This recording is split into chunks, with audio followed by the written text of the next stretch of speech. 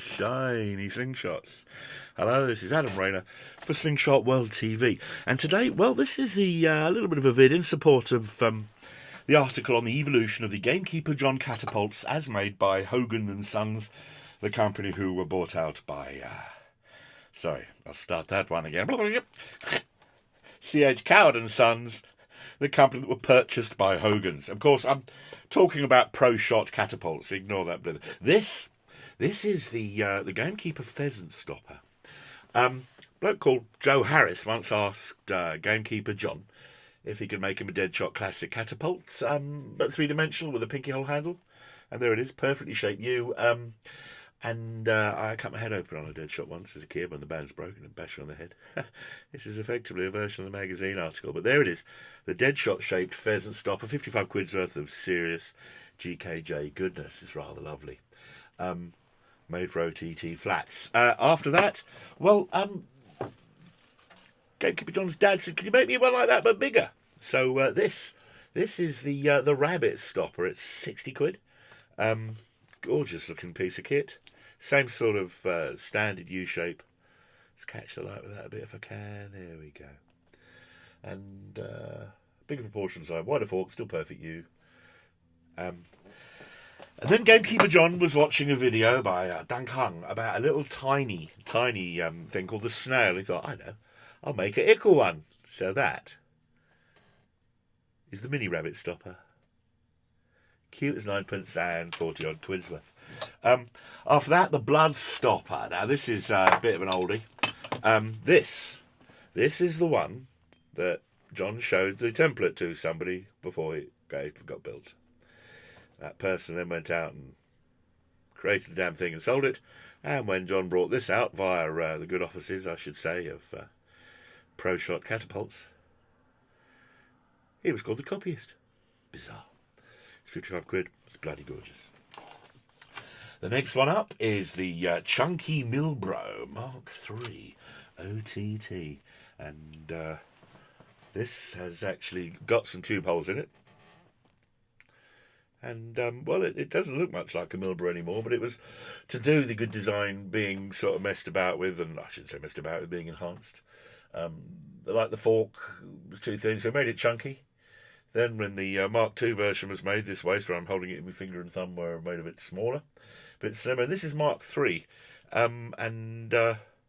Well, it's a slightly comfier thing. You can actually, if I turn that around, damn, that's the finger brace point, which proves that I have banded this catapult inside out.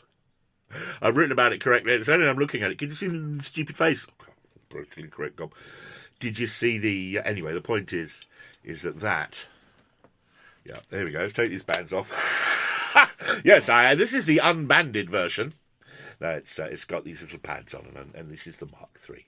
So, Chunky Milbro Mark III. It's gorgeous, and it's a 55 quid catapult. Lovely, gorgeous. The Pocket Slingshot, or improved SPS, is the next one up. Doesn't look much like an SPS anymore, but this was son of... Well, the SPS was the one that everybody was shooting, basically.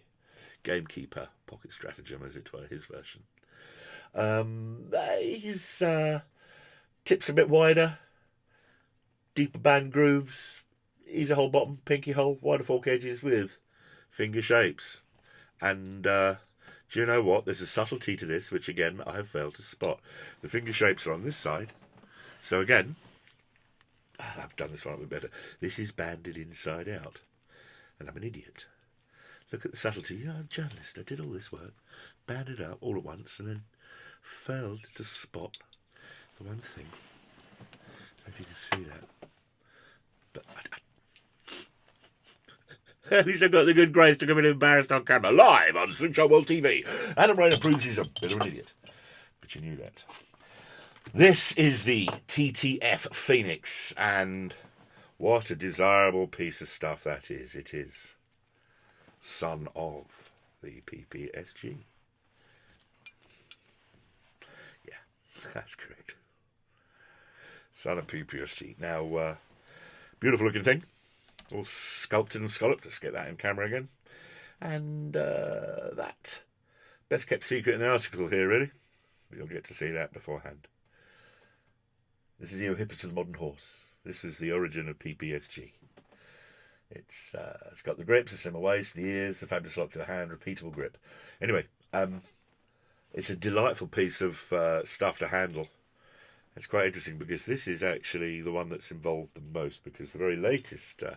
anyway, we'll get to that in a moment. But that's the Phoenix TTF. It's 55 quid again.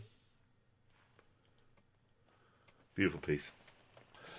The Gamekeeper Pocket Rocket, or PR3 OTT, comes in, well, it's out to Mark 5. This is a Mark 3. And it was all about the stumpy, stealthy frame need.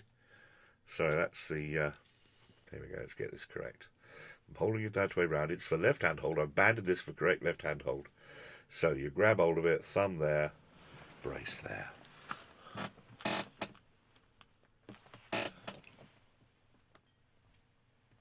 Beautiful.